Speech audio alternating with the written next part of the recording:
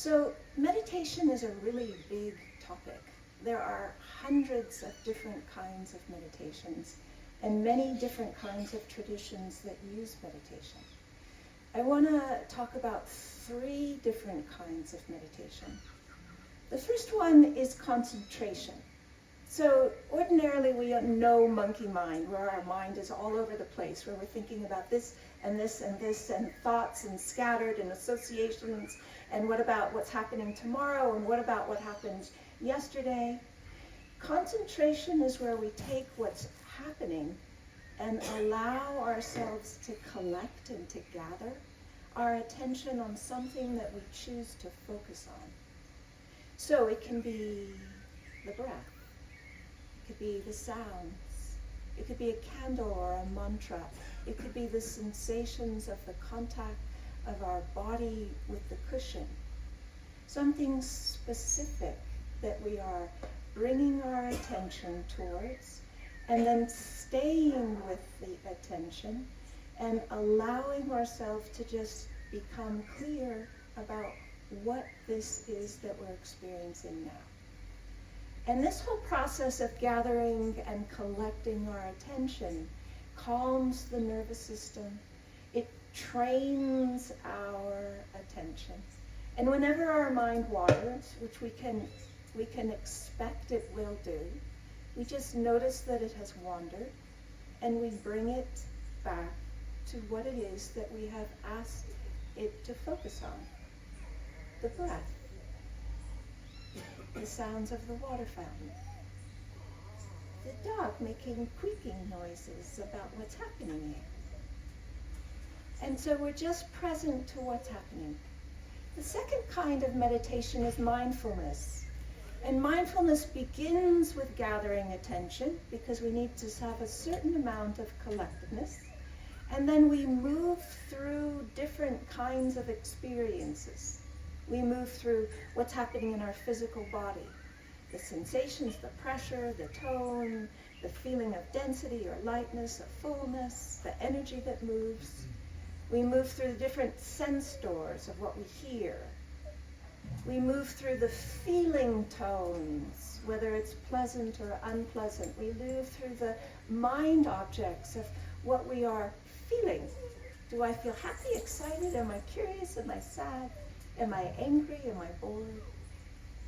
We move through the thoughts. Am I thinking? Am I planning? Am I remembering? Am I worrying? So mindfulness is the ability to open our attention, move through the different experiences of being human in our body, in our heart and mind, and to learn to recognize some very fundamental principles, which is that no matter what we experience, everything changes. No matter what we are focused on, it doesn't have lasting inherent happiness in it. And other things, and these other things help us shift our tendency to grab hold of whatever is happening and feel identified with it, and then decide I'm happy or I'm sad based on what it is I'm experiencing rather than how I am relating to it. So with this kind of meditation, we learn to differentiate between what we know and what knows. And as we relax more in what knows, then we have more choices about who and what we identify with, which gives us all kinds of freedom that we don't have when that's not available to us. The third kind of meditation that I want to bring up is an open awareness practice. And in the classical teachings of the tradition that I come from, the Vipassana meditation brings itself ultimately to this kind of open awareness, where what we're not focused on so much is the objects, but the knowing of the objects.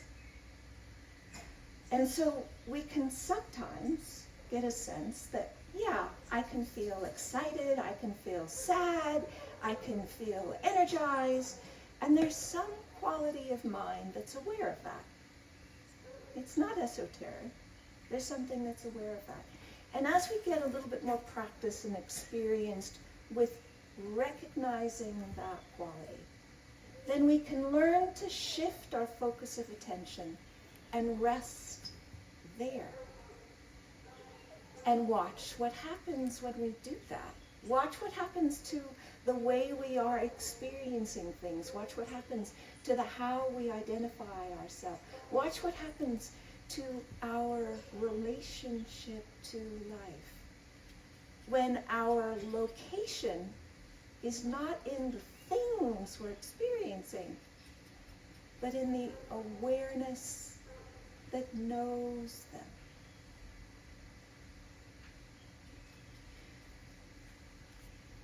So, meditation has a gazillion benefits, and our fabulous introduction told you some, that you can be fired from your job and lose your relationship, and some of the other things that he suggested. But what really happens is that we have a whole lot more choice in how we can focus and what we focus on, and then that choice then opens up how we relate to what's happening. So we don't have a magic wand to decide if it's going to rain or not rain. And we don't have a magic wand to know whether we're going to feel sick or not sick. But we do have some choice in how we relate to those experiences and where we focus our attention when they're happening.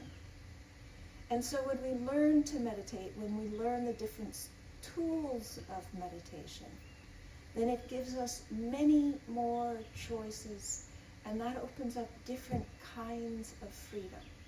The freedom to be able to be with what's happening, the freedom to be able to enjoy the pleasure of the birds and the sound of the fountain, the pleasure to be able to direct one's heart towards gratitude, towards appreciation, towards affection, and towards kindness, and the freedom to know that ultimately we are not limited to the changing circumstances of what comes and goes that we have no control over.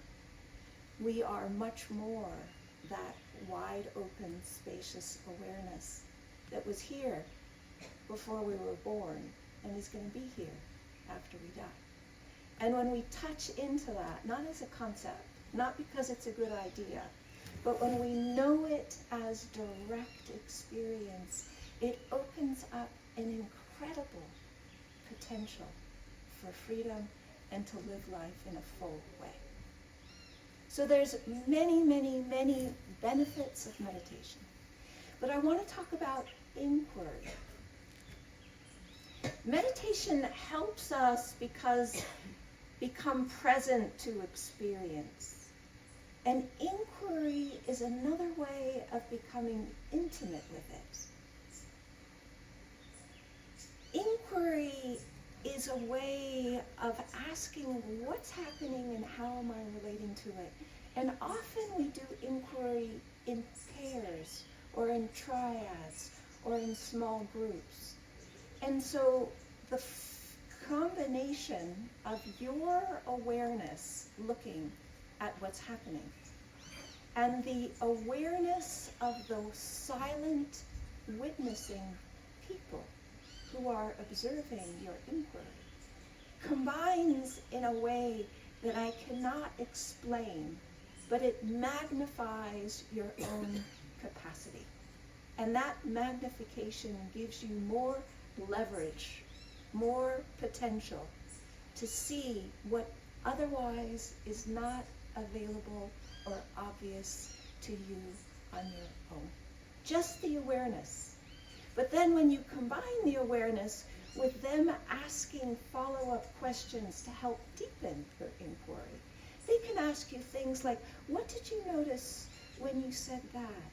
Or I noticed that you paused. What were you thinking then? Or I saw an expression on your face that made me feel like you had more to say.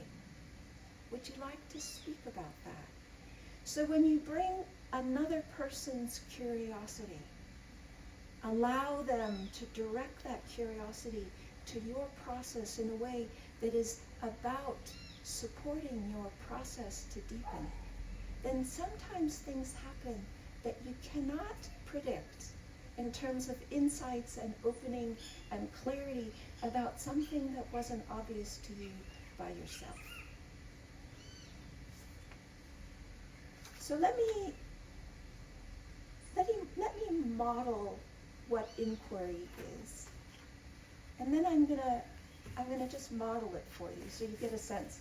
So if the inquiry prompt is for me to just to share what it is that I'm experiencing in the present moment, and to stay as directly connected to my own body, heart, and mind as I'm doing that, then I would close my mind and I would say, well, right now I feel the chair, and I feel the coolness on my skin, and I can hear the fountain. And I notice I'm a little bit tense because I'm speaking in front of a new group of people. And as I notice the tension and name it, I can sense a little bit of relaxation. And as I relax, I notice that I'm shifting my focus from the tension into the awareness that knows the tension. And as I relax into the awareness that knows the tension, I notice that my back softens and my belly relaxes and my legs relax. And in my experience, I'm sensing this presence. It's a luminous presence. It's wide open, it doesn't have a beginning, it doesn't have an end. And I'm not creating it, it's just here. So I feel it and I sense it, and as I feel it and as I sense it, there's this feeling of comfort, a feeling of peace, a feeling of ease, a feeling of, yes, I know this is familiar to me, it's trustworthy. And as I say all this, I relax more, and as I relax more, I feel more at ease. So this is inquiry. It's not fabricated, it's not performative, it's direct, honest, what's happening right now in my own direct experience. I'm not analyzing, I'm not telling you a story, I'm not free associating, I'm not saying this reminds me of, I'm just present right now with what's happening. And it's not the way we ordinarily relate, so it's a little weird.